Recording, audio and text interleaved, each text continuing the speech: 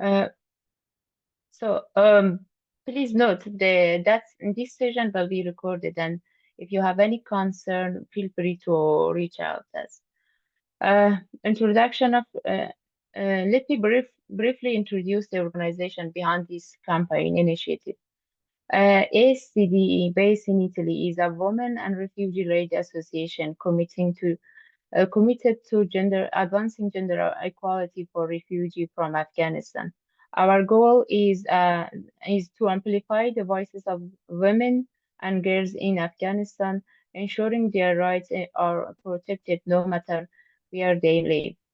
And Politics for Her is a feminist NGO advocating for inclusive participation of women and girls in politics, civil society, and decision-making process.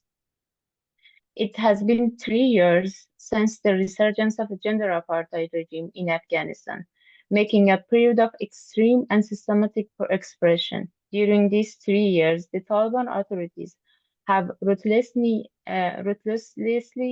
imposed decrees aimed at erasing women from public life and stripping them of their basic human rights. One of the most alarming measures is the enforcement of promotion of virtue and prevention of vice law, which mandates women to cover their entire bodies, including their face, and consider their voices as aura, something to be hidden. This law further restricts women's mobility by requiring a male guardian for any traveling. In response to this ongoing crisis, today's webinar, Beyond Border Fighting Gender Apartheid in Afghanistan, is a joint obligation, is the beginning of webinar series, part of our campaign. The next webinar, Fighting from Exile, Diaspora Activism, Challenging Gender Apartheid in Afghanistan, will take place on the 27th of September. These webinars are designed to deepen understanding, foster dialogue, and mobilize action. Our discussion aims not only to raise awareness, but to inspire concrete action that can lead to meaningful change for Afghanistani women and girls, both within Afghanistan and across the globe. As we discuss Afghanistan, it is important to acknowledge the tragic events of yesterday, Thursday, in Gur province, where a group of Hazara passengers were forced out of their vehicle and brutally shot. This horrific attack resulted in 14 people being killed and 6 others injured. Let us extend our deepest condolences to their families and observe 1 minute of silence in their honor.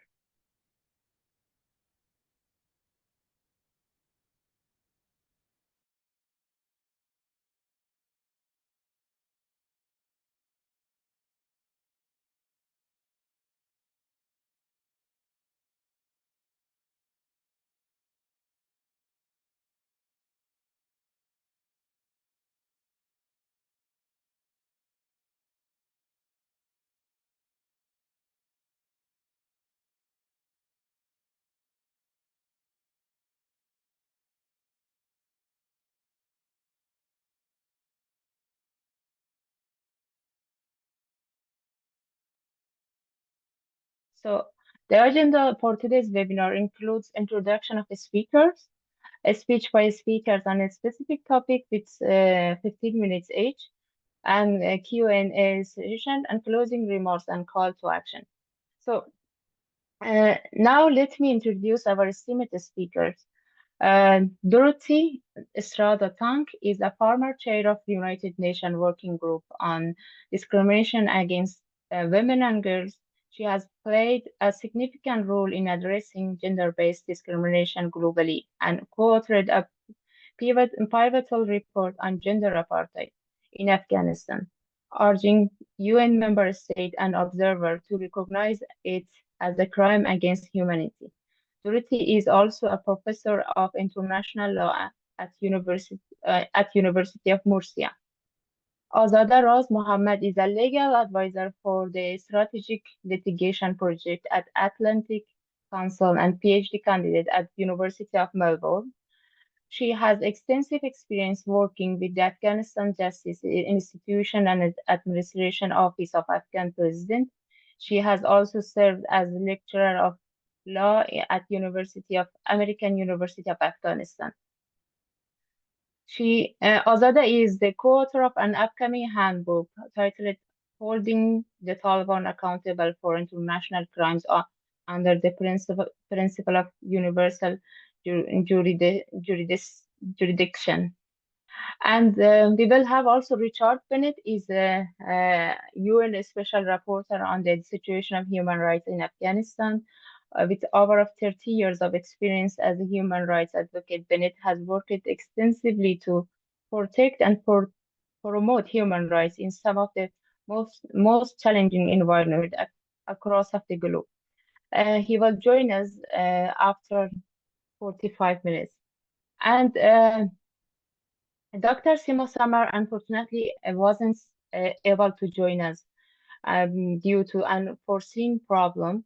So in her place, we will have we are pleased to have Momina Yari, which she will speak about the current situation of women in Afghanistan and also what is the challenge of women fighting for their rights in Afghanistan. So before going to our first speaker, please note this Zoom webinar, all participants are in mute, and if you have any question, please use the Q&A box, and we will do our best to address all of questions during the Q&A section. So let's begin with our first speaker, Ms. Dorothy Estrada-Tanck, who will speak on reframing gender apartheid, legal implication of codifying a crime against humanity. So, Dorothy, the floor is yours. Thank you so much, Shabranu, and to the organizers for putting together this event, this webinar that, as you explained, is one of several events which I think are very pertinent to keep on raising awareness of this serious issue and also triggering action, inspiring others to keep on working to end gender apartheid. So turning to the legal implications of codifying gender apartheid as a crime against humanity, let me first take a few steps back to explain how this analysis and this proposal came into place, to then detail what that crime against humanity would entail, and then thirdly, end with some of the implications with a view to the future of this development. So firstly, I would like to mention that as some of you may know, the UN Human Rights Council, a body dependent of the UN General Assembly, as we all know, the most democratic body within the UN, where all 193 states and 2 observer members are represented.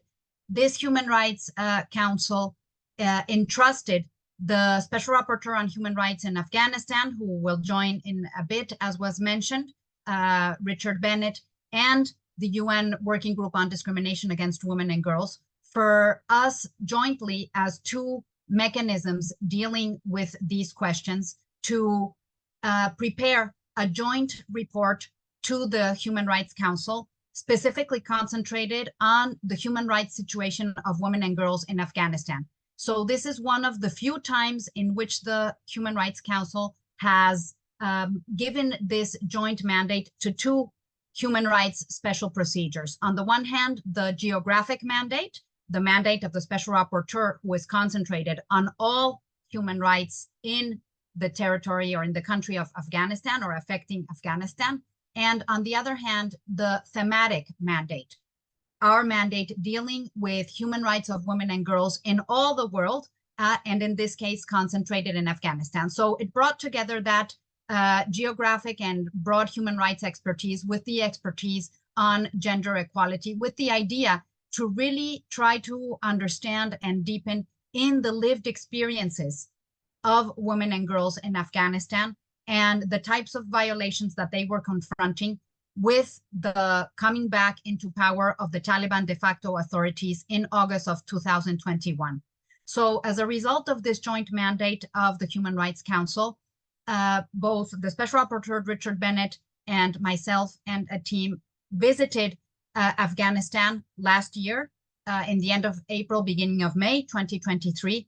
And we were able to meet with several women and girls organizations, with the people from UNAMA, the UN representation and of the mission there in Afghanistan, and to really bring together testimonies of the several and accumulated violations that women and girls were confronting. What are these violations made of? Are they expressed or they are manifested through a series of edicts, as you mentioned at the beginning, of normative expressions and public policies that are all directed to limit the rights of women and girls. So we have dozens of edicts that have been issued by the Taliban de facto authorities, more than 60 of them targeting directly women and girls and restricting their rights to education, work, freedom of movement, freedom of attire, ordering a certain type of behavior and dressing, especially, as was mentioned, with the most recent so-called morality law that orders women to be completely covered from head to toe, including covering their faces, the restriction of going out alone, of having to be accompanied by a maharam, by a male member of their family, and the most recent restriction on women speaking and singing in public, because it is considered that women's voices are a private thing that should only be expressed and heard in the intimate space of the family. So we see how from 2021 till now, there has been a growing set of restrictive measures that are a grave and systematic human rights violation. So these institutionalized measures of discrimination, oppression, subjugation of women and girls constitute, or we think that they should constitute, gender apartheid, that they do actually constitute gender apartheid. Comparing the situation or using the legal figure of apartheid that, as we all know, was used to describe and to prohibit the situation of racial apartheid in South Africa and other parts of Southern Africa years ago, and because of which the legal tools that prohibited racial apartheid, were developed. So what we are saying now, and what we said in that joint report to the Human Rights Council in 2023, is that we consider that this situation of grave and systemic gender inequality and gender oppression amounts to what we could call gender apartheid. So the first point that I would like us all to reflect upon is that gender apartheid is, in our consideration, three figures at the same time. One, it is a violation of a norm of jus cogens, meaning those norms that in public international law are inderogable, that they are peremptory norms for everyone and that are applicable in all circumstances, that they can't be suspended or derogated under any circumstance. We know that apartheid as such, apartheid, considering racial apartheid, is as of today considered a prohibition of the jus cogens norm. It is prohibited to carry out racial apartheid. And this has been recognized as one of these top norms, one could say, the norms that are way at the top of the hierarchical system of public international law. They have been recognized as such in jurisprudence of the International Court of Justice and in the draft norms on jus cogens developed by the International Law Commission, the body dependent of the General Assembly in charge of codifying international law. So let's keep this into account before we go into the implications of gender apartheid as a crime against humanity. So the first thing to say is it's a jus cogens violation. Secondly, legally speaking, it is also a grave and systematic human rights violation. Why? Because all international human rights law prohibits discrimination on the basis of gender. right? We know that this is prohibited in the Universal Declaration of Human Rights, the International Covenant on Civil and Political Rights, the International Covenant on Economic, Social, and Cultural Rights, and especially the Convention on the Elimination of All Forms of Discrimination Against Women, CEDAW. So all these legal instruments, these legal tools in tandem signal to the fact that gender-based discrimination is prohibited. Therefore, an extreme form of gender-based discrimination, as what is happening in Afghanistan, is extremely prohibited, one would say, right? We have, let's say, more normal, if one could call them that way, or ordinary cases of discrimination on the basis of gender being prohibited. So much so, grave and systematic forms of gender-based discriminations are prohibited as of today, even without the fact of considering gender apartheid as a crime against humanity. So let us remember that as a jus cogens violation, as a grave and systematic human rights violation, gender apartheid is prohibited today. What is it that we want with codifying it as a third legal figure, explicitly recognizing gender apartheid as such and comparing what we have today in terms of the legal tools prohibiting racial apartheid and, let's say, transform it and adapt it to the situation that women and girls are living in Afghanistan and other parts of the world as gender apartheid. Crimes against humanity are under the existing instrument that we have, the Rome Statute of the International Criminal Court. Crimes against humanity are part of a grave and systematic, generalized or systematic attacks against the civilian population by actors that are carrying out these attacks knowingly and intentionally. And the Rome Statute enlists a set of different crimes against humanity: murder, enslavement, different forms of sexual crimes, and it includes persecution and apartheid as crimes against humanity today. Ever since the adoption and the entry into force of the Rome Statute of the ICC in 2002, ever since then, 2002 till now, there have been developments that have actually codified gender persecution. Persecution specifically based on the identity of a group. In this case, women and girls are not really a group. I mean, we are the half of humanity, but on the basis of the identity of women and girls, gender persecution as of today is recognized as a crime against humanity and could be prosecuted by the International Criminal Court as international law stands today. What the movement to codify gender apartheid as a crime against humanity wants, and we support these movements, is to have gender apartheid, not only apartheid in its ordinary or more traditional sense of racial apartheid, but actually gender apartheid recognized also as a crime against humanity. As of today, the Sixth Committee of the UN General Assembly, a group where all states are represented, is currently negotiating a new draft treaty on crimes against humanity. So the Working Group on Discrimination Against Women and Girls, developing the work in Afghanistan that we did last year, but also our broader work on gender equality globally, we presented a document to states, a guidance document saying we are asking you states to codify crime against humanity and to take into account the existing legal tools and prohibitions that we have to explicitly recognize the specific forms in which women and girls are being affected and their rights violated by these institutionalized measures of the Taliban de facto authorities.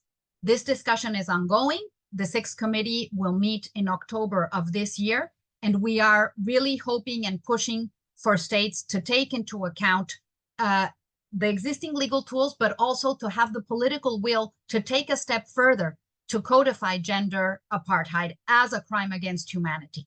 What legal implications would this have? To finish, the implications of triggering international action with a more specific legal tool to actually make individuals accountable for performing and for developing and applying gender apartheid. However, as the law stands today, let's also remember that the state of Afghanistan as such, not only its individual members, not only the Taliban de facto officials as such, but also the state of Afghanistan as a political organization, as a subject in public international law, as of today, could also be charged with committing extreme forms of discrimination against women. Let us remember that Afghanistan is a state party to the Convention on the Elimination of Discrimination Against Women, and therefore there's also the legal avenue open for a state against state case before the International Court of Justice. The implication of codifying gender apartheid as a crime against humanity would, in addition to state responsibility, open the avenue for individual criminal responsibility, also of the individual members, the members of the Taliban de facto government that are actually creating these norms and applying them. We also affirm, and taking the name of this event of today, that gender apartheid has the implication of generating a joint obligation also of third member states, not only of the state of Afghanistan, but of all members of the international community, to prevent and to stop this jus cogens violation, this grave and systematic human rights violation, and what we affirm to be also this crime against humanity of gender apartheid. So we should stand with these movements and stand together to do everything in our power and to apply an all tools approach to ending gender apartheid. Thank you so much. Thank you so much for shedding light on the legal tools, especially about the gender persecution, also gender apartheid, and what is the difference. It was really productive for all of us. And we are going to the second speaker. I would like to invite Azada Raz Muhammad to share her insight on recognition from recognition to accountability, legal response to gender apartheid in Afghanistan, and also the latest Taliban laws on in Afghanistan, and impact of that rule law for on women of Afghanistan inside Afghanistan. Thank you so much, John. Thank you so much for inviting me and having me here. Good evening and good morning to you all. I'm speaking from Australia, so it's almost midnight here in Australia, so excuse me for not being very articulated if I'm not. Thank you so much for the opportunity to discuss this important topic on accountability for the ongoing gross and grave human rights violation in Afghanistan and the gender apartheid being committed by the Taliban. Before I start, I also wanted to pay my respect to the memories of the 14 Hazaras being killed and by the Taliban-affiliated group ISIL-P, the so-called ISIL-P, yesterday in the war of Afghanistan. To answer your question, John, the first venues for accountability and for international crimes are the domestic courts of a country. For example, in our case, it's the national courts of Afghanistan. However, with the Taliban's return to power, any such prospect for effective investigation prosecution of these crimes in Afghanistan under Afghanistan's national legal systems and justice system is impossible. Immediately after taking power, Taliban has dismantled all of Afghanistan's laws, including the 2004 Afghan Constitution, the 2017 Penal Code of Afghanistan, and they have always had problem with the Afghanistan Constitution during the so-called peace negotiation. It was not a peace negotiation; it was just a discussion, and which ended in the agreement between the Taliban and the United States. They always raised objection or opposition to the Afghanistan's constitution, saying that it was not based on the principles of Sharia law. However, Afghanistan's constitution has very much upholding Sharia principles, but we are very much still unclear what the Taliban's Sharia law interpretation of Sharia law means. As Dorothy also explained, and you also indicated that Taliban has ever since their returning to power, in the absence of a legal system, they have issued decrees which more than half of these decrees, a significant amount of these decrees, are based on the status of women, as also Ms. Dorothy mentioned that in her speech. All of them has restricted women of Afghanistan, limited their fundamental rights and freedoms. Today, Afghanistan, the whole population of Afghan women are actually confined within their home without any rights or obligation. Their access to justice and healthcare is also extremely limited. I think it was last week or a few days ago that women and female doctors in Kandahar were saying that they can no longer practice medicine or medical practice because they have to be accompanied by their mahram, which is only 3 male relatives, a father, husband, or a brother, and with that they cannot continue their work. And we also know that the case of women's access to justice has also been a crucial issue in Afghanistan. With that, also the recent law that you mentioned indicated that on 21st of August, Taliban passed a new law, which for the first time, this law is coming in the form of an official gazette of Ministry of Justice of Afghanistan. Extremely concerning because previously they were actually issuing decrees. And for the first time, they have actually issued this law, which says Article 13 of this law is on the status of women. As Dorothy also indicated that they have even said that women, while for absolute necessary matters that they leave their homes, their voice should be concealed in public and they should not be speaking in public. They have to be head to toe covered and including their faces, which absolutely takes all autonomy from women and also violates their fundamental human rights, as Dorothy very extensively explained, and it was really, really helpful. Thank you so much, Dorothy. So with having no laws in Afghanistan, and especially the 2017 Penal Code of Afghanistan for the first time had also included the international crimes under criminalized international crimes under Afghanistan's national jurisdiction. For example, all the 4 or 5 crimes under the Rome Statute, crimes against humanity, which also includes gender-based persecution. The Taliban has dismantled this law. And so it's with no national laws in Afghanistan currently and Taliban's return to power, there are absolutely no ways that we can actually hold the Taliban accountable under Afghanistan's national law. However, even before the Taliban took over, the former Republican government of Afghanistan has always been reluctant to investigate or prosecute any crimes that were taking place by the Taliban. Taliban has been attacking civilian sites, protected sites, schools, hospitals, mosques. The travelers across Afghanistan, Sharbanu, probably you were living in Afghanistan and you have been actually heard of the bombings that Taliban were actually indiscriminately attacking or targeting the civilian population. So none of these crimes, even before the Taliban takeover, was actually investigated by the government of Afghanistan, the former government of Afghanistan. Therefore, the next available platform for the accountability for international crimes or atrocity crimes that are being committed in Afghanistan is the International Criminal Court. The ICC, or the International Criminal Court, started its preliminary investigation in the case of Afghanistan, situation of Afghanistan in 2006. I thought always that this was one of the longest in preliminary investigation in the court's history, but I was corrected that we are the second longest, in fact. So Afghanistan is the second longest preliminary investigation in the court's history. Finally, in 2019 or 2020, they said that they had the Office of Prosecutor of the International Criminal Court said that they have sufficient evidence to proceed with a formal investigation in the case of Afghanistan. They were initially investigating 3 groups. They were investigating the Taliban and its affiliated groups like the ISIS-K or others present in the country.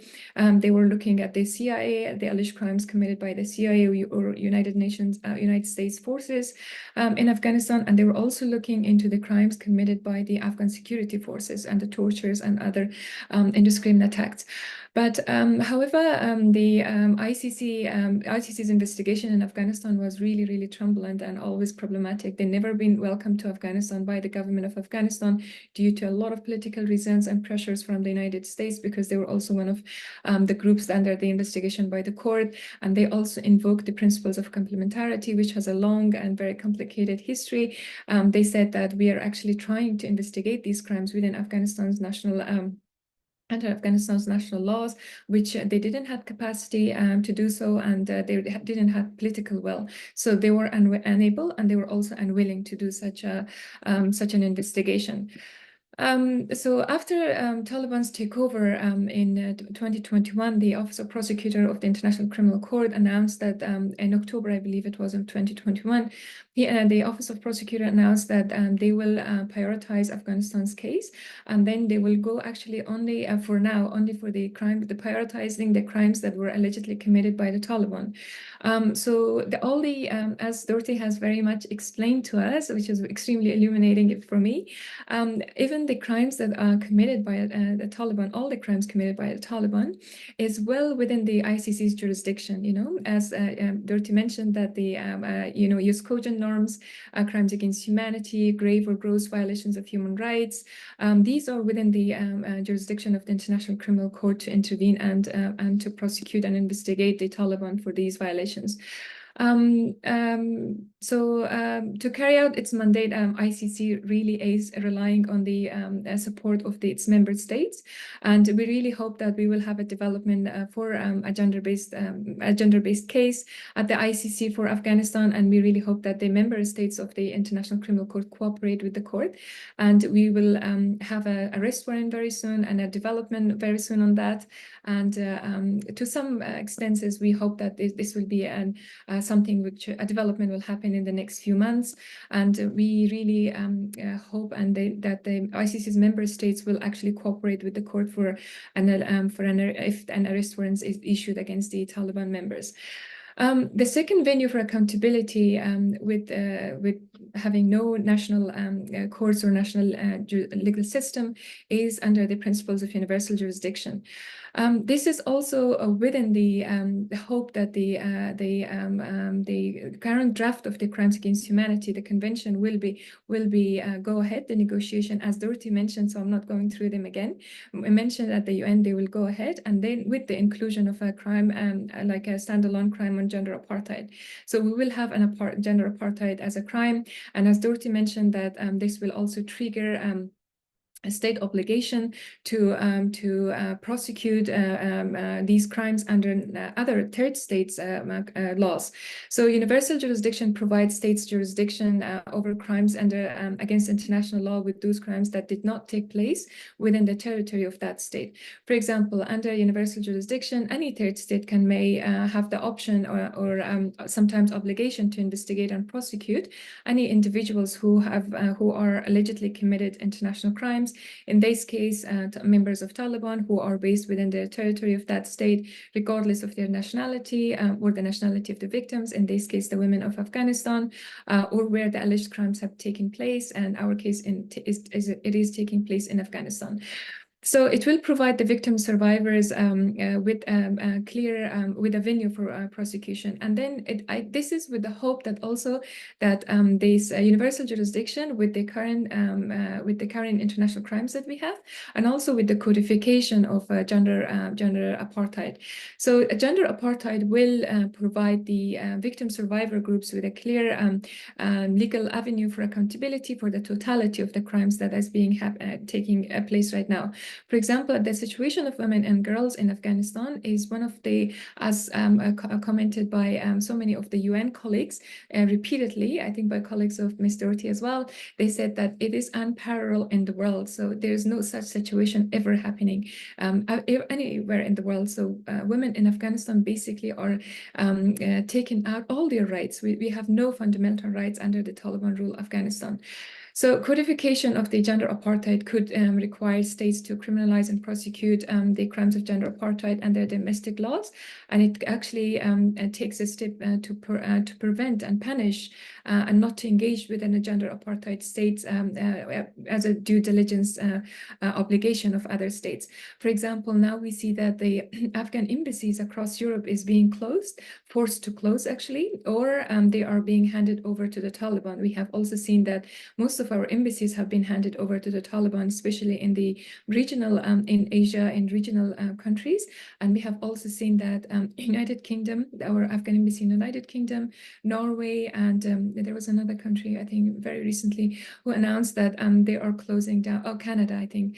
If I'm not mistaken, Canada also announced that they are closing the Afghan embassy there. So should we have a gender apartheid criminalized and codified under the draft Crimes Against Humanity Convention, this provides an obligation for the states not to engage with a regime like the Taliban, who's actually imposing gender apartheid, and they are actually imposing or building or implementing their system of governance on institutionalized and systematic form of discrimination against women, women and girls in Afghanistan. Although the Taliban is not a recognized state and holds no diplomatic immunity and do not represent the people of Afghanistan very much, as we are very clear on that, they have been traveling to a lot of countries, especially also to European countries. We have seen it repeatedly. Unfortunately, these European countries have been hosting Taliban delegation to some extent. So a universal jurisdiction and also codifying gender apartheid could intervene on those situations, could provide obligation on those states not to host Taliban delegates to there, and if they're traveling to be, so they should be immediately arrested and investigated and prosecuted for these gender-based persecution or crimes against humanity and gender apartheid in the country.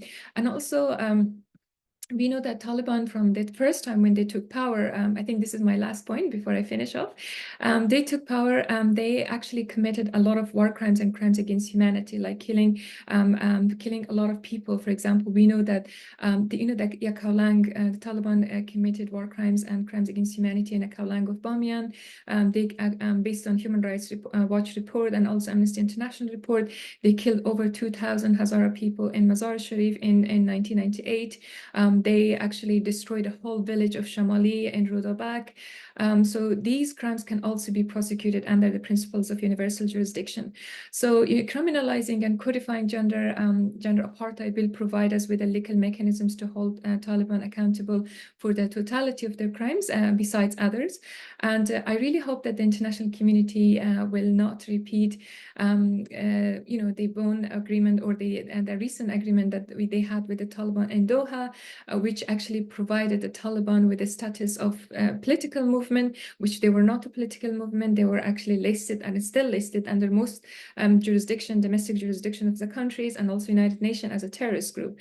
So I really hope that they actually should intervene in the case of Afghanistan with a comprehensive accountability framework, rather than engaging with the Taliban and sidelining the mass atrocities that is happening there. Thank you so much, Banu. Thank you, Azadejan, for joining us in late night, and also for sharing your insight. So let's switch to Women of Afghanistan movement. Actually, we can say in here there are many women movement which leads by women, Afghanistani women.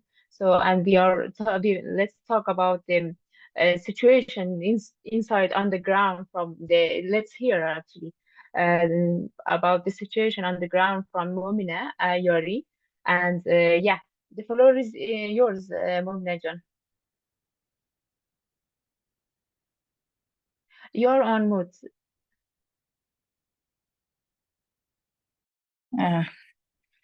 Hello, everyone, and good morning or good afternoon to those who are in morning or those who are in evening. So thank you very much, John, for providing this opportunity for all of us to speak about the situation of women in Afghanistan. So it's really, really an important topic and issue right now. Is Afghanistan, women in Afghanistan are facing lots of problems and challenges. It's really broadly explained in some angles by young speaker Azada Mohammadi and Dorothy. So I really get a lots of information from both of you. It was very useful, precious information. So really, but actually I am in Albania, and we are having a summit. A number of nearly 120 women gathered from all parts of the world and from inside Afghanistan to discuss women's situation in Afghanistan, and have to come to a conclusion to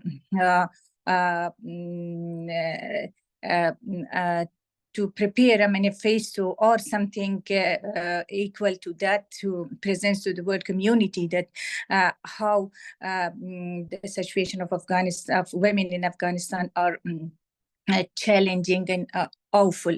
So it's really excuse me, I was in the meeting, I was listening to somehow from both of you by microphone in the meeting. I left just for a while from the meeting and come here to speak to you. So I'm sorry I'm not speaking very organized to you, because Dr. Sima Samar last night told me that she is busy. If it's possible for you to join you, I said I'm also in the meeting, so in a gathering in Albania, so possibly I try my best to join. But as Sharban Jan, she is also a young woman and very, very hardworking women, both of them. So I said, okay, no problem. I will try my best to take some of time to participate in the Zoom meeting. So thank you very much again for this space, and it's hopefully we will come. Dorothy, the points you mentioned, what's important for me really, if the committee will discuss this issue very to could manage to take the approval of the council or to take the attention of the council to this issue, it's really will be a big achievements for us. So because right now is or as I understand, gender apartheid, we are forcing is the situation is really very, very clear that gender apartheid happening in Afghanistan, and from all angles of the violation happening by Taliban against women in Afghanistan it is a very clear evidence that gender apartheid is happening in Afghanistan. As far as I heard, that under Rome Statute, it is not mentioned gender apartheid. That will come under in the section of crimes against humanity, and they will go through a gender persecution for Afghanistan, especially the prosecutors are working on gender persecution regarding the case of Afghanistan. But if we are really, the points I heard from you that Richard Bennett and you are the whole team are working on that to focus on gender apartheid and to make convene the council to approve gender apartheid under the section of crimes against humanity. That will be really a great achievement for us and for the women of Afghanistan. I really, because I had a meeting last year with the prosecutors in Hague, and they clearly said to us that, excuse me, they clearly said to us that gender apartheid, the terminology, is not included in the Rome Statute. So that is why we cannot work, or we cannot we request you, so please you have to talk with other organizations or women groups who are emphasizing on gender apartheid in Afghanistan happening, is the evidence are very clear that gender apartheids are happening in Afghanistan. So we are definitely emphasizing, but the information I received from the prosecutors in Hague, they clearly said that under the Rome Statute that this terminology is not used. So we are going to prosecute gender persecution in Afghanistan under the crimes against humanity. So that is the point that really a bit, what should I say, worrying us. the women in Afghanistan, that why if all these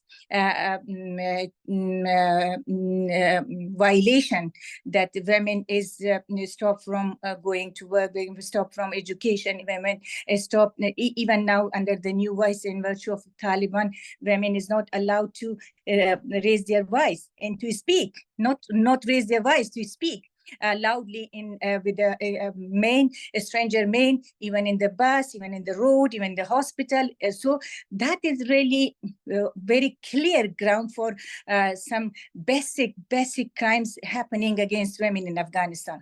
So that is a clear evidence of gender apartheid in Afghanistan. So what I can expect is, I'm happy Richard Bennett has also joined us. Good, that hear from Richard Bennett. But here in this meeting in Albania, also most of women, I myself particularly joined the committee of gender apartheid. We had a detailed discussion on this issue, that how we should organize with other organizations, UN Security Council, the prosecutors, the ICC, that to include in this terminology of gender apartheid in the court jurisdiction. So that is an important issue. I basically focus on that, the ground of violation, the ground of those violations happening in Afghanistan. Azada Muhammadi explained very clearly, you explained very clearly. My focus is very much on the issue that whether we could include the terminology of gender apartheid in the prosecution process of the prosecutor or the court or not. So that was the basic points I wanted to focus on that. And also the other point is that women are a number of women are from Afghanistan were also participated in this meeting.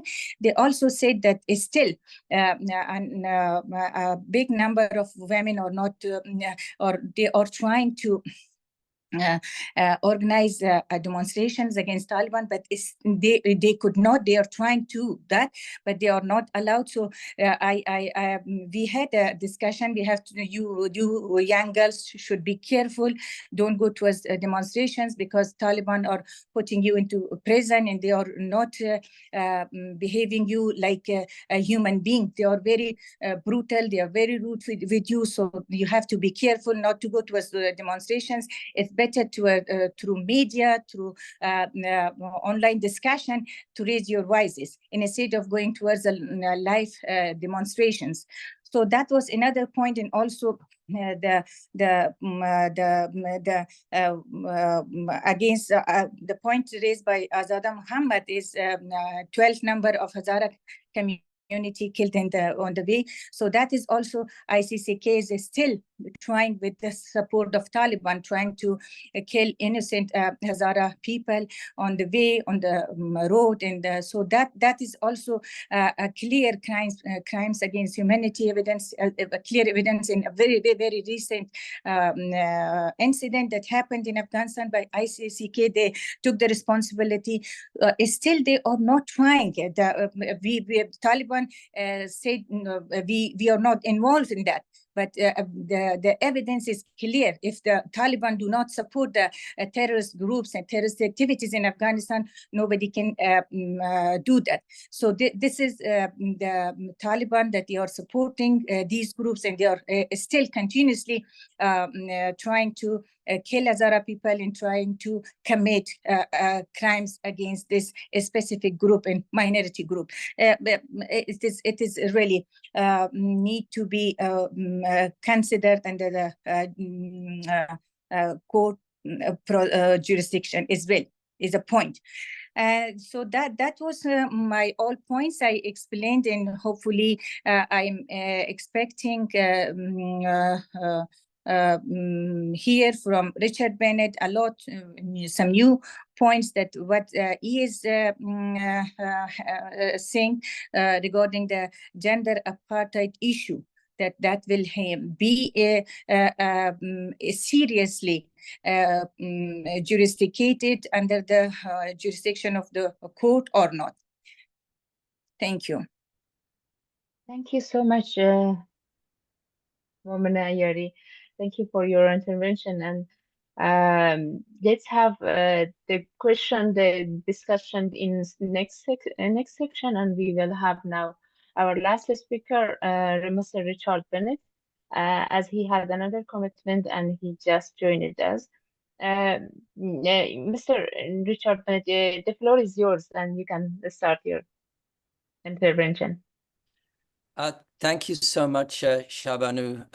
Salam to everyone. I do apologize for being very late.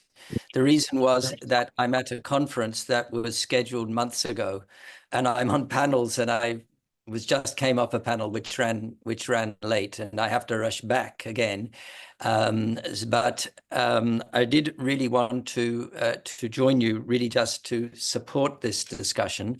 And I think other colleagues, such as Dr. Seema Samar and Dr. Dorothy Estrada-Tanck have already spoken, and I haven't had the benefit of hearing what they have to say. So just allow me a few words. I want to start actually with the, and I know Momina Jan we've known each other for 20 years. So hi, Momina. But I want to start with the issue, the incident. I won't call it an incident. The tragedy yesterday, and I tweeted about this as well. This one targeted Hazaras on the road, which was somewhat like the targeting of Hazaras pre-2021. And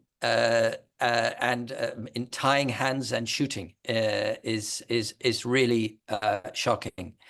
And I really offer my shock and my condolences to families, and call on the need for domestic protection and international accountability on incidents like this.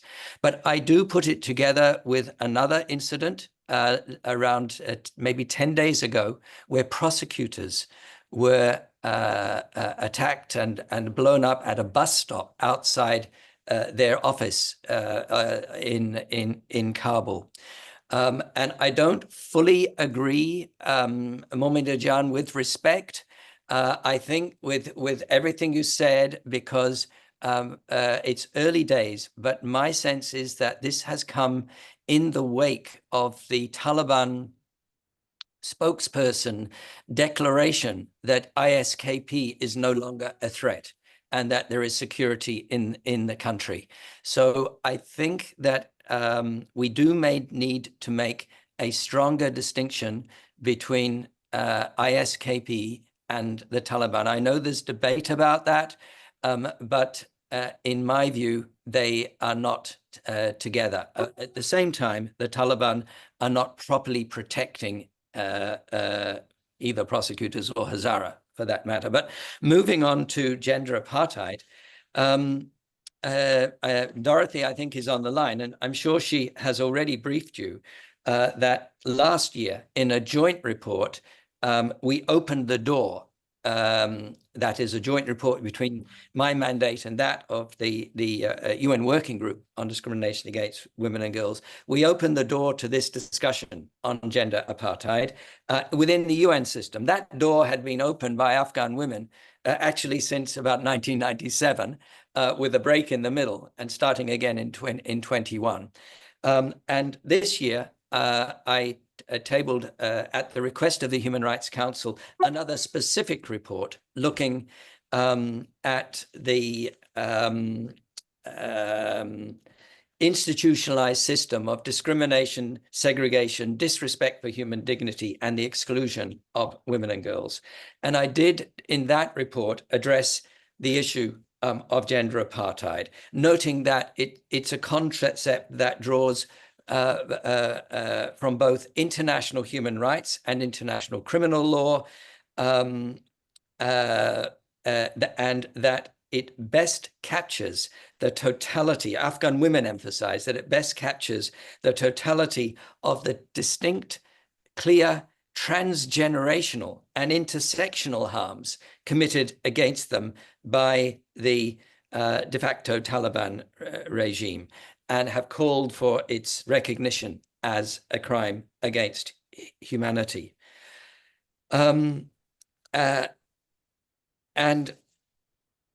This is a kind of taking forward further what we discussed in our report last year, and we are in support of its codification. To respond to Momina Jan, it is not currently codified. There may be Jus Cogens arguments in its favor, and I guess others have covered that. But at the moment, the focus is on two parallel tracks. One of them is the kind of political recognition of gender apartheid as a response to Afghan women and their supporters' campaign to have this recognized, at least politically. And then the codification within the draft Crimes Against Humanity Treaty, which is currently being discussed at the UN. It's called the Sixth Committee, Legal Committee, which is ongoing. And those two pushes are kind of simultaneous and in parallel. And I agree, Momina, that it's highly unlikely that the prosecutor of the International Criminal Court will move on this issue, or even is able to move on this issue. But please don't underestimate the power of the International Criminal Court already. It has broad authority on persecution. And in the report that I referred to, not on gender persecution, but beyond that, we also in the report noted the power of the report to look into allegations of murder, of enforced disappearance, of torture, of rape and sexual violence, and even of other inhumane acts, and even of enslavement. So there is, when we talk, I've been talking about the all tools approach. The High Commissioner in his report on accountability this week in the Human Rights Council talked about a comprehensive approach. It's important to look also at the potential that exists already in international law. And I don't know whether, I know this discussion is focused more on gender apartheid, and I fully support the adoption of this concept as an effective tool for advocacy and the codification of gender apartheid as crime against humanity. But it's going to be a long-term effort. We could go into that in more detail in terms of what all the steps are and what all the implications are. But I would also call on to use all the other tools. And I don't know whether there's been reference also to the International Court of Justice and the possibility of initiating an action there, state to state, for the Afghanistan's apparent violations of the CEDAW Convention. And there are other tools that are available within the UN system, within UN special procedures, perhaps in the control of the Security Council, which controls sanctions, and in other places. Now, I don't want to talk for too long because I know that I've come in very late, and I don't know whether what I'm saying resonates with the context of the discussion. So maybe I hand the floor back to you, Shabanu, and perhaps you can frame it and see if there are any questions. I'd be very happy to try to answer them. Thank you. Thank you so much, Richard. I think we need to, we are going to the next session, then like a Q&A session, and we will have answered some question from the Q&A box, and also we have some question which already some of our participants sent us. So You know, we are from different groups, like UN Working Group on gender discrimination. We are Azada is from another campaign, Gender Apartheid Today.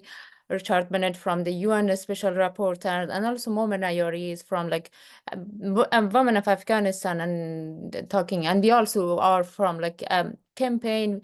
So we are all movements, we are working and we are advocating for this topic. So how we can exactly collaborate to each other, you know, and how we can push, you know, so many times the UN Special Rapporteur and the other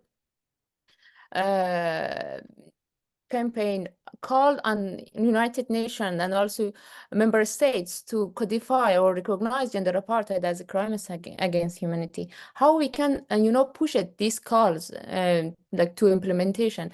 And if anyone wants to start and answer this question.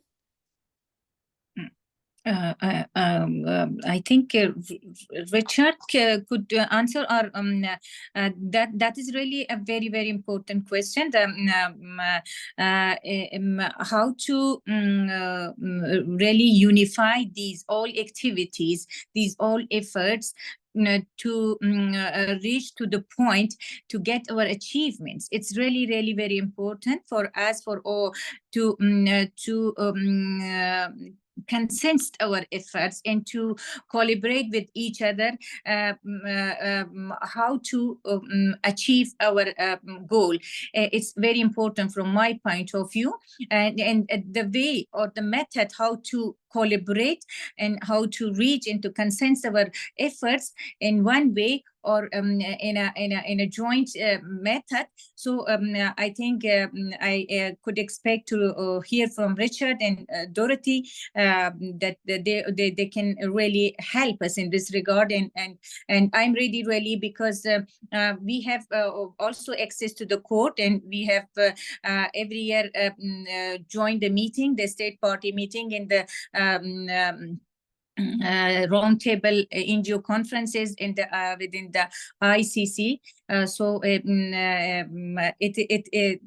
could be to create a joint team to do jointly work towards how to achieve this goal, and really whether we should focus on gender apartheid or not, whether it is implicable within the Rome Statute or within the jurisdiction of the court or not. So these are the questions that we have to consider that. Thank you.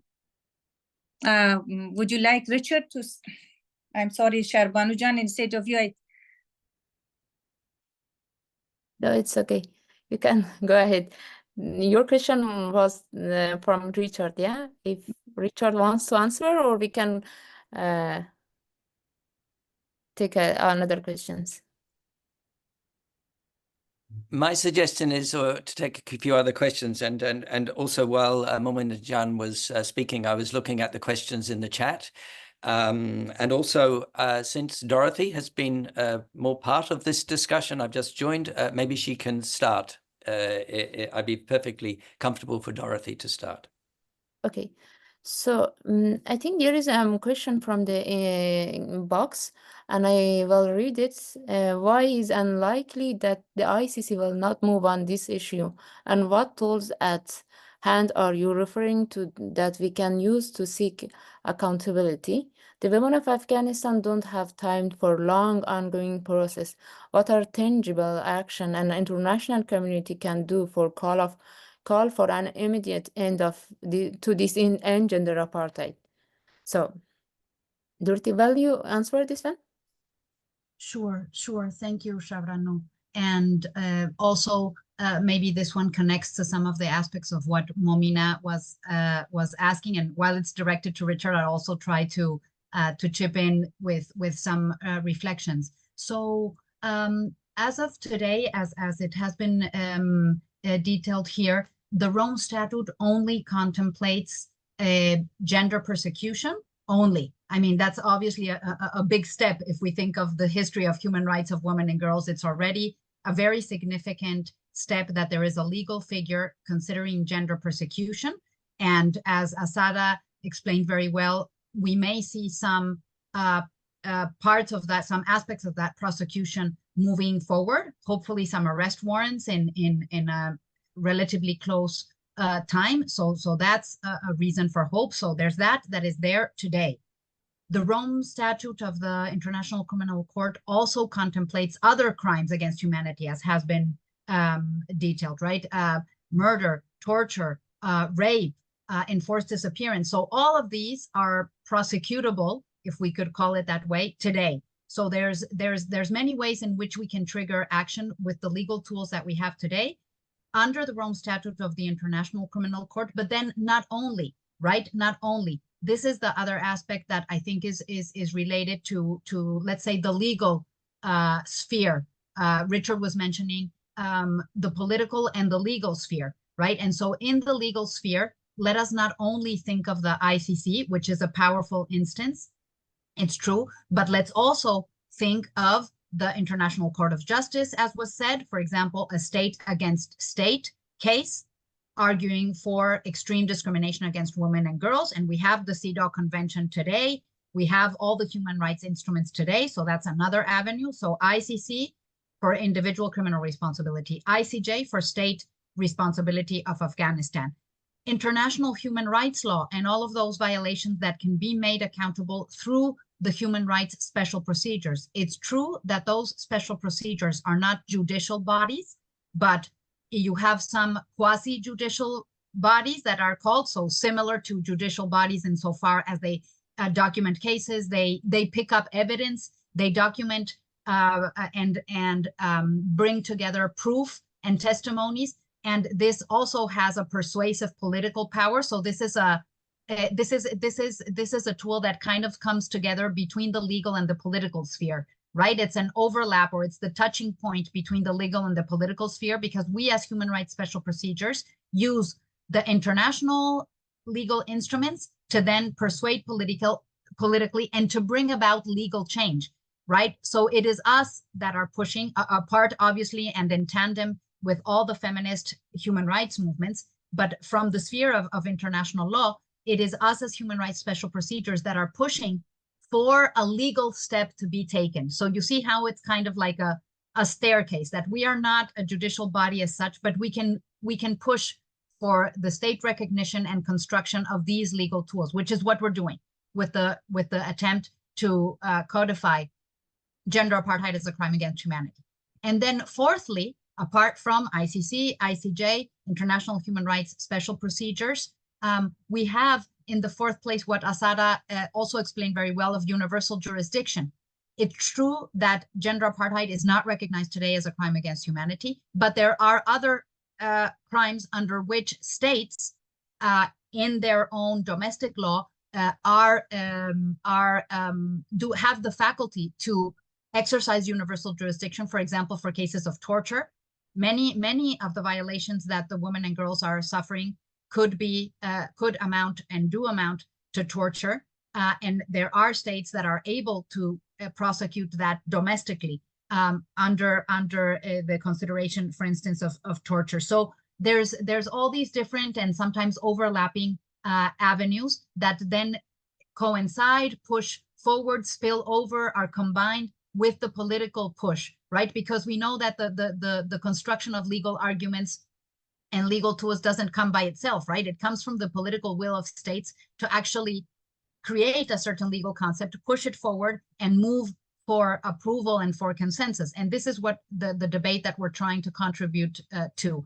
And I think definitely it's worth it fighting for gender apartheid. So it's not an either or discussion. Let's fight for prosecutions of gender persecution. Let's do the same for all the human rights violations. Let's do the same for state responsibility, and let's keep pushing for the recognition of gender apartheid as an autonomous figure that could then open up further doors. But let's not, I think, fall into the temptation of thinking we have to wait until that happens, right? We can do, and many movements are doing several things now as of today. And just one last point, Momina, concerning the Rome Statute, the push also for the recognition of gender apartheid as a crime against humanity is not only through a reform of the Rome Statute of the ICC, but actually through the creation of a new autonomous international treaty, the Convention on Crimes Against Humanity, that is currently under discussion. So that's also a really promising avenue where legal creativity could come in for this figure to be explicitly recognized. And thank you, Shabranu. Thank you for addressing this question. So we have a participant who raised her hand, and let's give her the time to talk. So okay, her name is you can talk. Okay, is my voice clear? Okay. Hello? Yes. Hello. Yes, We yes, can it is. hear you. Okay, thank you for the opportunity. My name is Junaidi Kolwai from Indonesia, representing from Feminist Society Indonesia. And basically, my question is a bit same from the previous one, but it's still different. Well, there was several things that I'd like to bring up in this discussion. Firstly, I do believe that fighting for gender issue is a joint obligation itself, that basically everyone has their own responsibility to overcome gender issue, especially gender apartheid in Afghanistan or in some particular cases. And I can really question what kind of step that really comes into play that we can use to overcome that problem. And I was thinking, I come up with the technology itself, because I do believe that technology is one of the tools that very impactful that we can use to overcome the international problems across the board. So I was thinking, is there any like space or channel that we can go through to collaborate together to, let's say, make international MOU among international NGO, or maybe like international petition or some kind of that? If it's possible, I'll go with that, because representing from feminist society, I would say feminist society has like their own solid followers in our area that could assist to, let's say, blow this issue up on the media portrayal or some kind of that.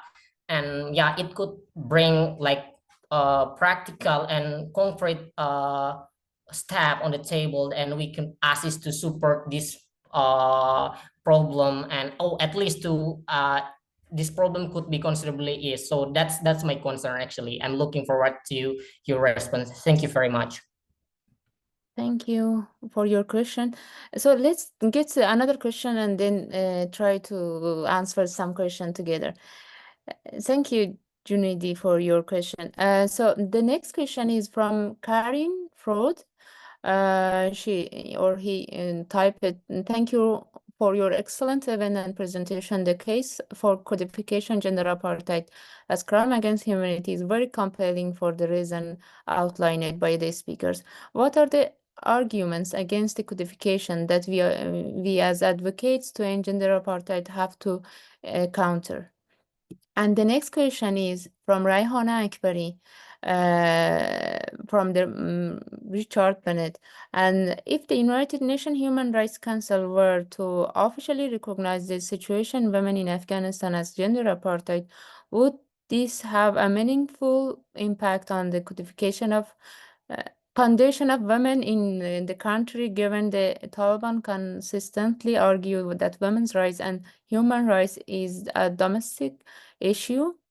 So I think we have 3 questions, and we can answer the 3 of them and then go to the other question. So who will start? I'm happy to start, but also to give the floor to someone else like Azada if she wants to speak.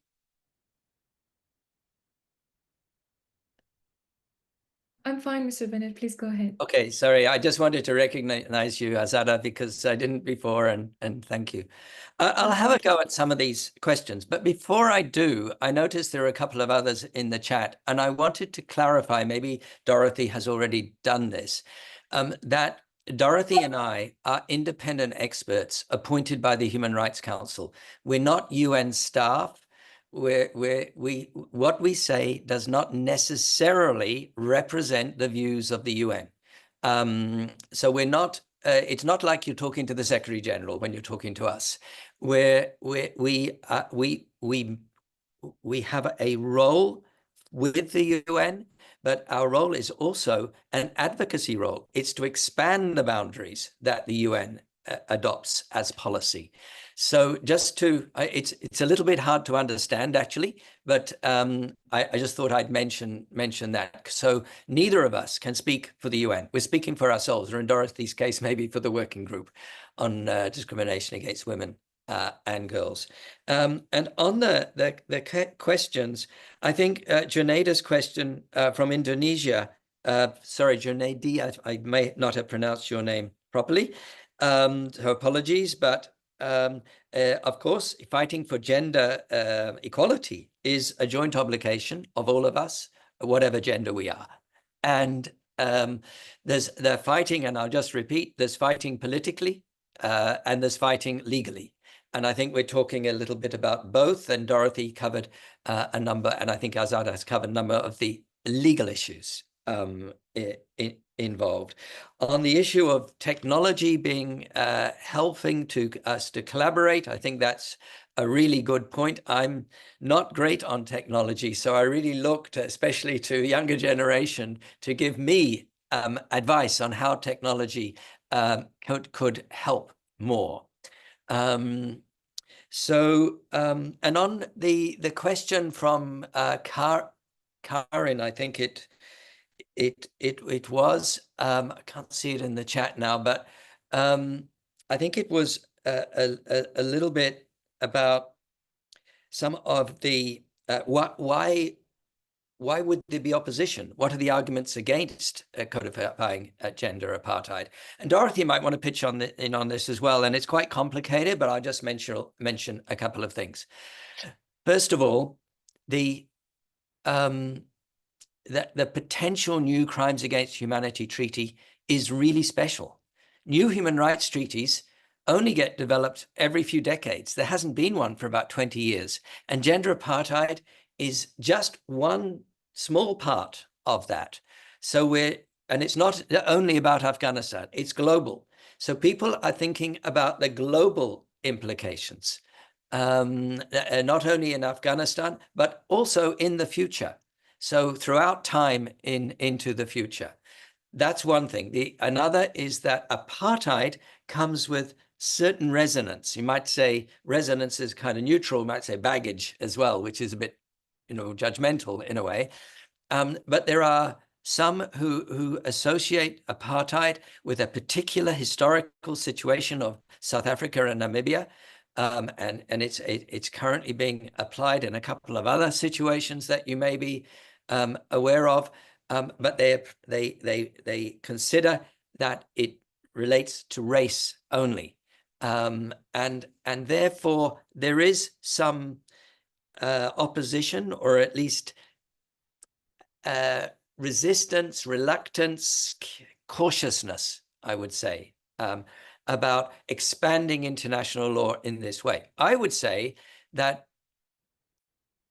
it speaks to the issue that gender has not been taken as seriously as race historically. And I think we're fighting against that. I won't go on too long. I just want to say one other thing, is that others are a bit worried about the unintended consequences of gender apartheid, because there will be consequences for other countries, not just consequences for Afghanistan. There will be consequences for other countries who may be accused of complicity with what would be a criminal regime, a criminal apartheid regime.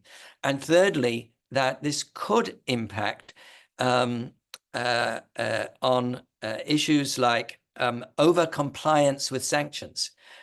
so that the people of Afghanistan may may lose out on humanitarian aid, for example. This has been raised as a concern. I will leave it at that and look at was the other question. Was there a third question? Oh yeah, the Raihana's question. On the political track, your question is about if the Human Rights Council were to recognize the situation as gender apartheid, would this have a meaningful impact? I think on the political track, it would. And I think it is useful to lobby to have reference to gender apartheid in a Human Rights Council resolution on Afghanistan. There will be one in a few weeks' time. If it could have a paragraph on gender apartheid, I think that could make a significant political difference. Same, there will be a resolution in the General Assembly on Afghanistan. That would help too. And if the Security Council were to go there and mention gender apartheid, all of it helps. And this is part of, I guess, what I call the all tools approach on the political side. So I'll leave it at that. Happy if there are gaps that I was not able to fill. Thank you. Thank you. I guess we addressed the 3 questions and we can go to the next question. We have a lot of questions actually here. So I direct a program. Okay, Lucy Ferris wrote a message. I direct a program providing a pathway for university women in Afghanistan to complete their education. Is the UN taking steps to persuade member nations to relax their student visa requirements for the students who obviously will not return to Afghanistan so long as the Taliban remain in power? So the next question is, could you please talk, Tahmina Sohbat actually wrote, could you please talk a little bit more on the pros and cons of the codification of gender apartheid as crime against humanity? If in terms of the practically legal and technical structure capacity of the institution responsible and context of Afghanistan. And Karin Freud also wrote this. Secondly, state responsibility of the state of Afghanistan was mentioned as a pathway for accountability. But if Afghanistan is brought before the ICJ for violation of the CEDAW, would the Taliban to represent the state of Afghanistan? Would this not risk litigation of Taliban? Litigation to, legitimizing the Taliban? It also appeared inconsistent with the UN credential committee, which has not given Afghanistan seat to the Taliban. I think I need to use my glasses. So we can have these 3 questions and try to address these 3 and then go to the other question. So who will start with this question actually? Who want to start? Bennett, do you want me to take? Sorry. Yes. Dorothy, sorry, go ahead. I just wanted to say very quick intervention on the UN member states, or the UN to lobby with the member states to relax its visa requirements for students. Unfortunately, that is not something that I have at least here that is happening, because every individual status has their own independence and autonomy for their own internal matters, and visa or foreign relations is one of them. So although I really hope that they do, but I haven't seen that such a case has been lobbied at the UN. I have a student who, a brilliant student who was at the American University of Afghanistan. She was accepted to Cambridge University, but she was not allowed to fly last year. So it breaks my heart, and I really hope that something good happens to all women of Afghanistan, especially these brilliant women who actually happen to get scholarships. And I think there was another, maybe you have come across Yari, another woman, a young girl from Afghanistan who had won several scholarships across US, Europe, but because of the restricted visa regimes, they were not. She was not provided with a visa, and she lost the scholarship opportunity opportunity to study at one of these universities. And the clear-cut response to her rejection of the visa said that we believe that you will not return back to Afghanistan, which is very clear. She could not return back to Afghanistan.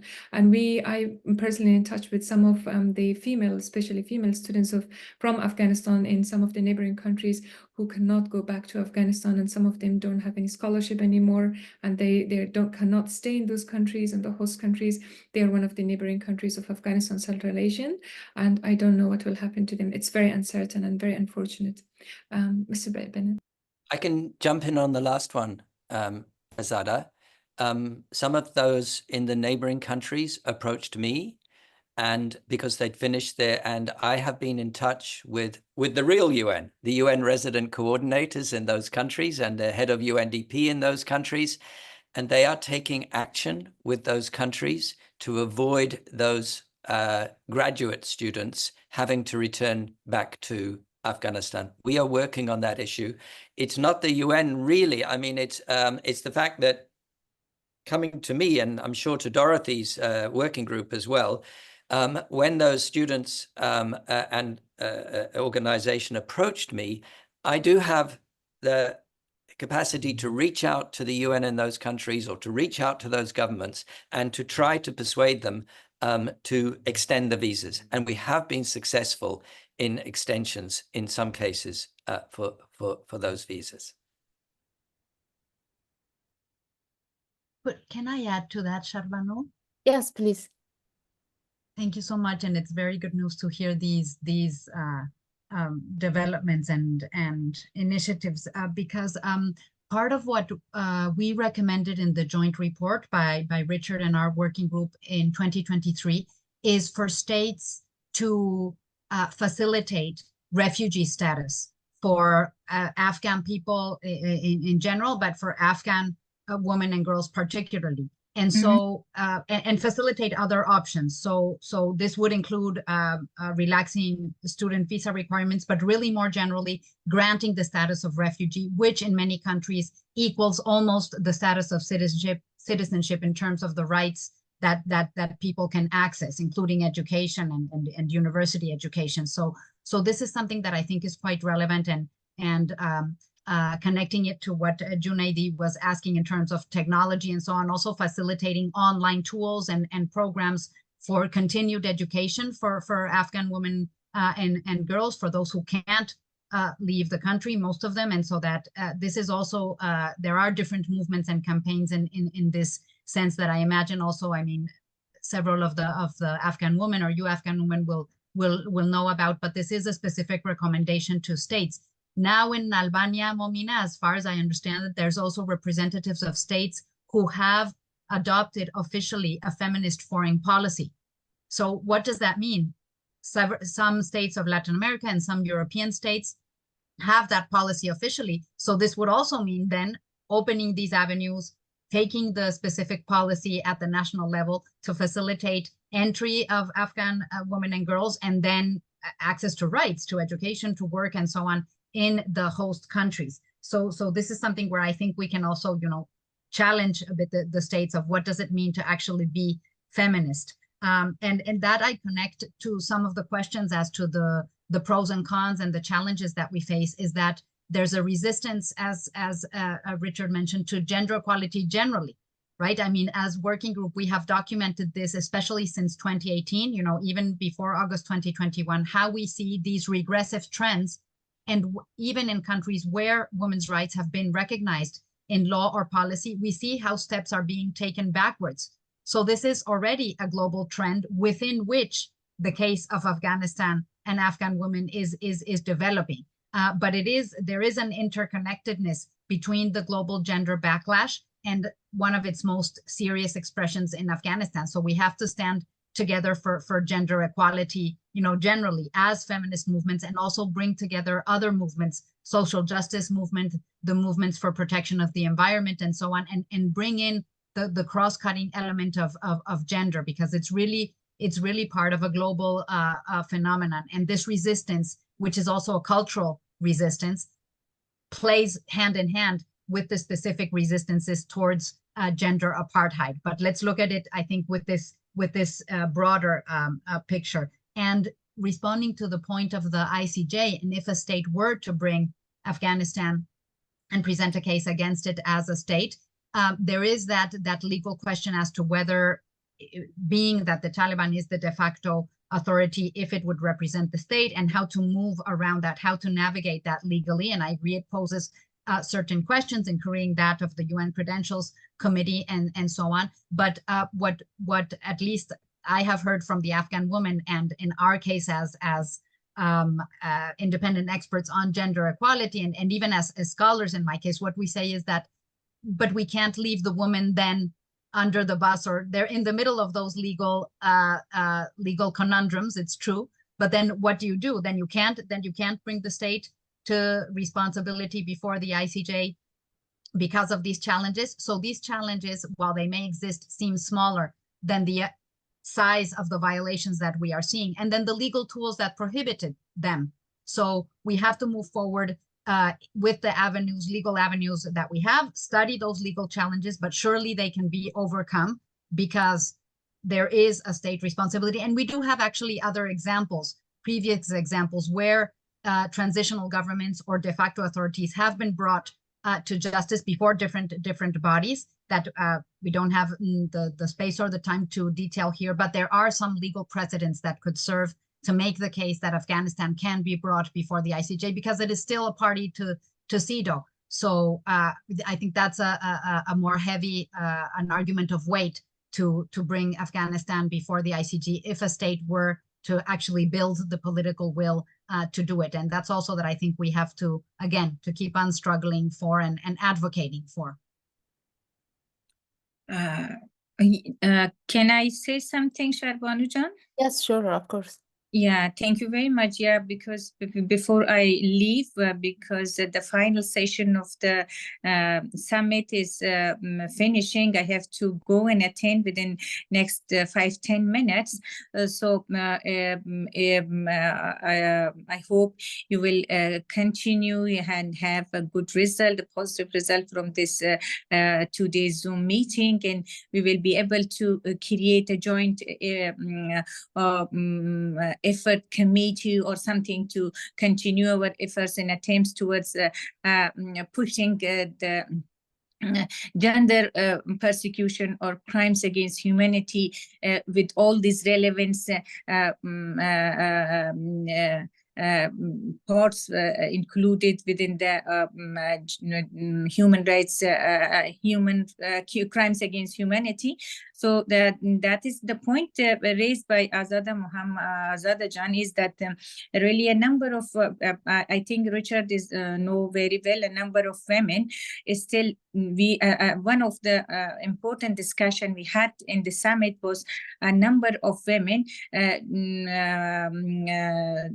those who are raised their voices against Taliban are still in Islamabad, and they are refused to get visa, and they are waiting for their, some of them are waiting for their visas. They are in a very bad situations, and they're really one of the main question was discussed in the summit was that their physical and psychological condition are not very well, and they are suffering, and we should start lobbying for them to get concentration towards their case, and at least some of them are getting some money to for the expenditure of their daily lives. That also stopped from some of the governments. So that was really their situation for very bad.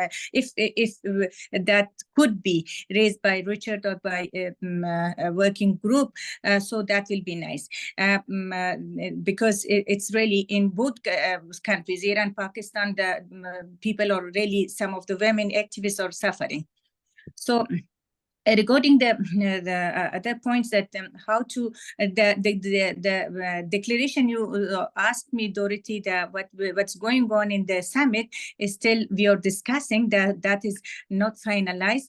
I hope once I get that, I will share with you the declaration as soon as possible, like that finalized, and I will share that with you. And that's really important. I hope it will make a pathway to stop it somehow, or to push the international community to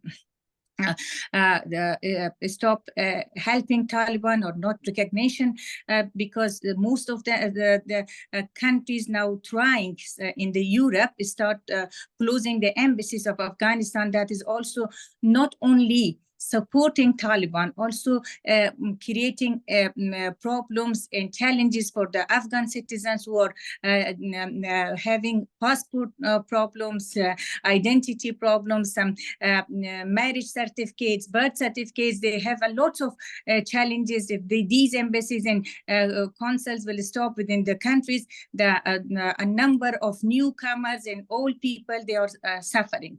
So that is an important issue that if Taliban trying to lobby within the European countries to stop and to close the embassies and consulates, that will be that should not be dealt in the way that they are requesting from the countries, from the governments of European governments. And the final point I would like to raise that how really against how to create a joint effort to push the ICC, that at least if we could to not, as Richard said, it is a really long-term efforts. It is not, we will not be able to get our achievements very soon, that get some approval or some persecution within the court. So how we should expedite our efforts to get some, not a fully result. It's somehow that persecution will start as soon as possible. Thank you. So we will have just 15 minutes, and I think in Australia it's late, and Azada also want to leave us. So Azada, if you want to say anything and leave, and then after that we will have continue, and we will finish our meeting. Thank you so much. Thank you very much. Thank you so much for having me. And it was such a pleasure to join panels with Mr. Bennett and Ms. Dorothy, and also Ms. Yari. Very pleased to meet you. بسیار خوشحال شدم از آشنایی شما خانم یاری. انشالله به آینده به تماس هستیم. Thank you so much شهربانو جان. Thank you so much everyone for having me. It was such a pleasure.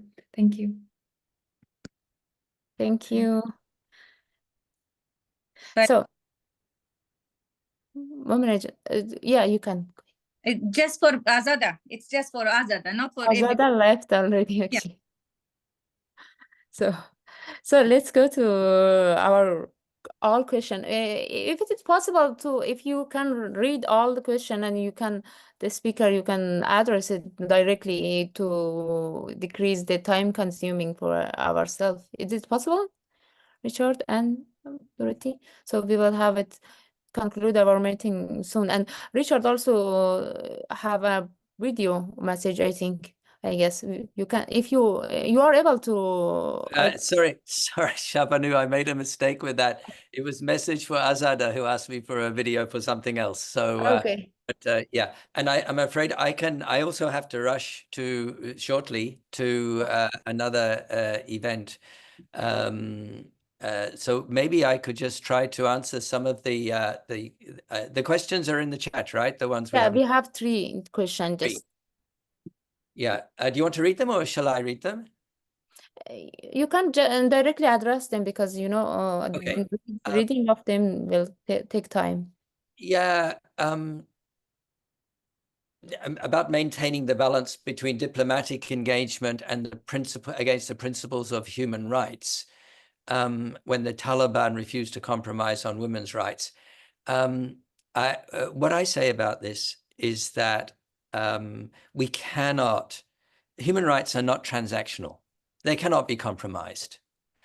And it's necessary to make that clear, and for the international community to take a strong stand on that issue. It is not acceptable that human rights, the rights of women and girls, are somehow an issue of national sovereignty. This issue is raised by other countries as well, now being raised also by the Taliban.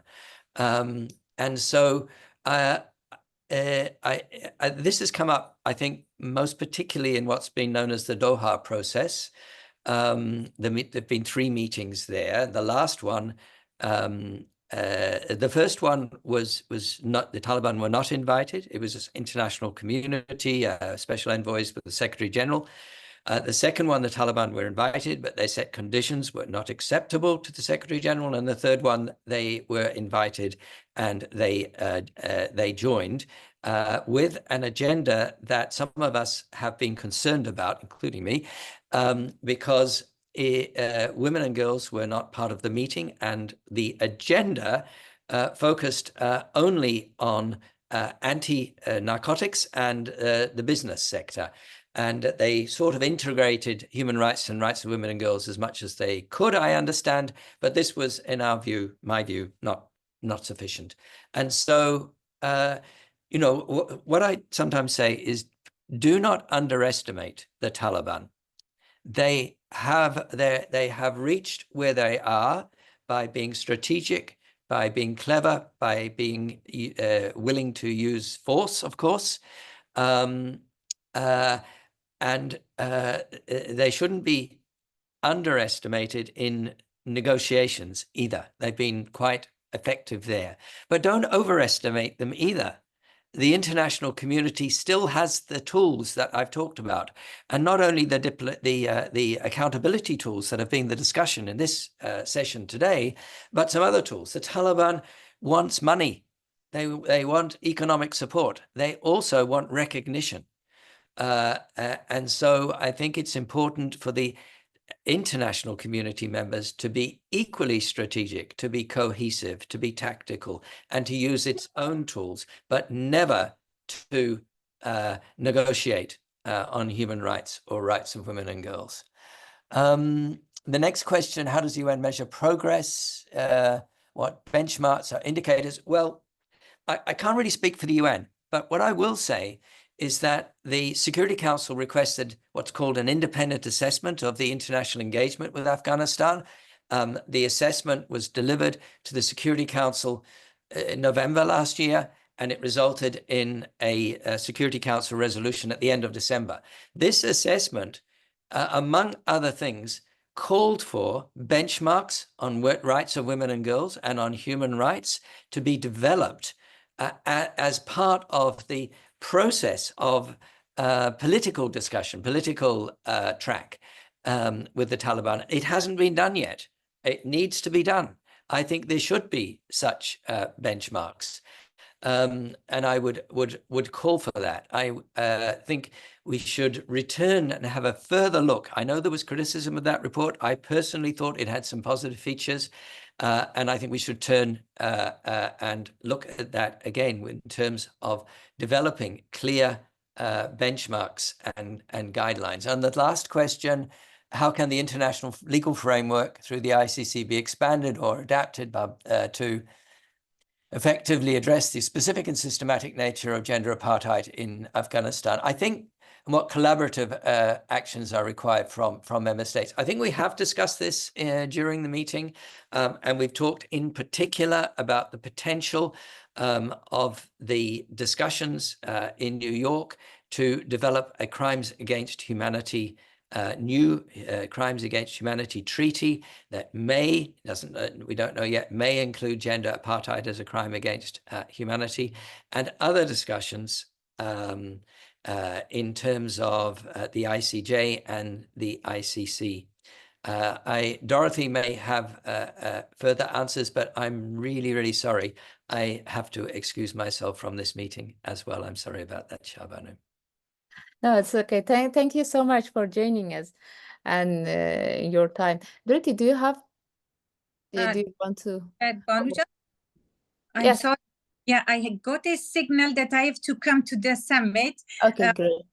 Thank you very much. It was really nice meeting you, speaking with the speaker, Dorothy, Richard. It was really a wonderful opportunity to have a joint discussion on a very important issue that women of Afghanistan are suffering, and we expect to have some useful tools to really support the women and to bring them out from this awful situation in Afghanistan.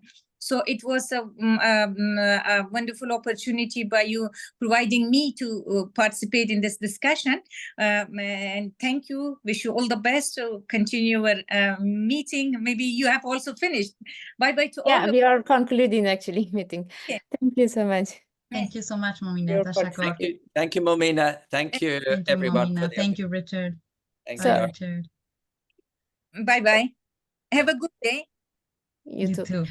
So, Dorothy, do you have your last word about this discussion? Yeah. Thank you so much, Shabranu. I mean, one of the questions or one of the cross-cutting issues that we could see in the Q&A box was how any of these actions or all of them combined will change the situation of women and girls in Afghanistan on the ground.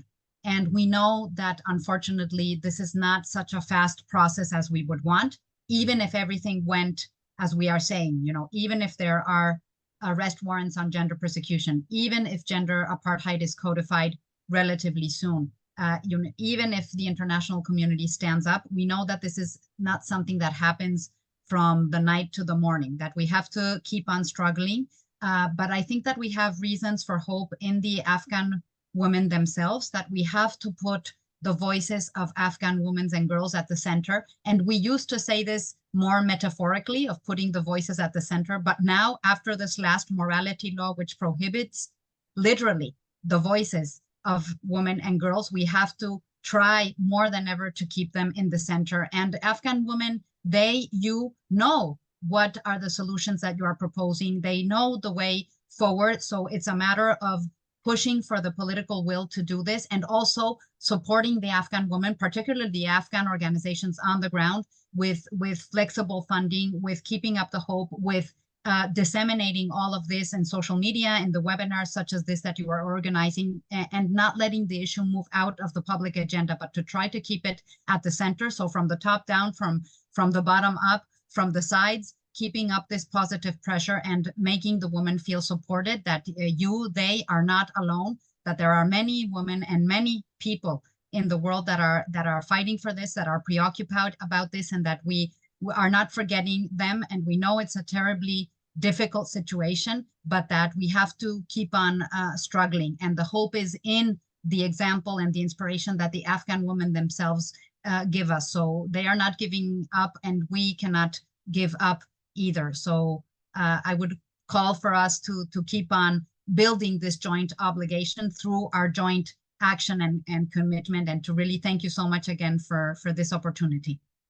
Thank you so much. So for concluding the meeting, the conference, thank you all for from all speakers and the participants for the valuable contribution. And also I would like to request for all to call action about the and sign our petition, follow our social media. We have a website. We have published so many articles on what's going on for women in Afghanistan, and reach out to for more information to us. And also at the end, I want to add as we all know that without a legal framework to hold the Taliban accountable is impossible, and crime against continue unchecked. Let's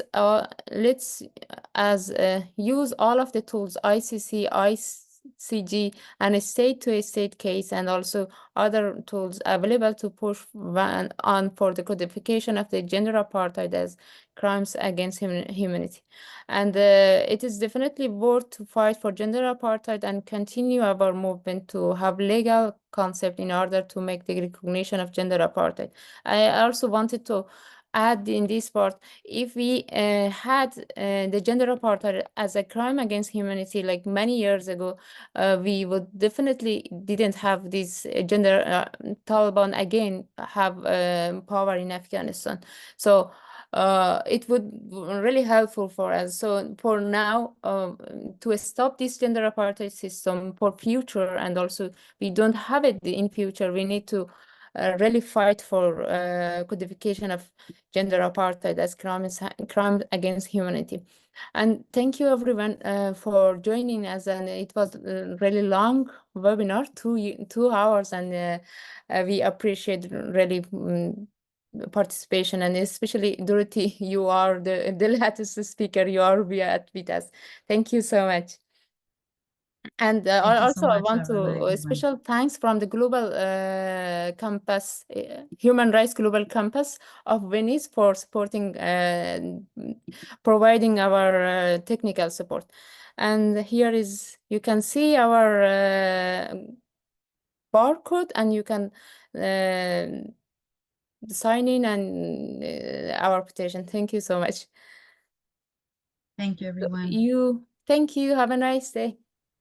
And you can find every link in chat, I think. I guess Benedetta also already shared many links here. Thank you, Julia, for your... You're welcome. And I will go ahead and close the webinar now.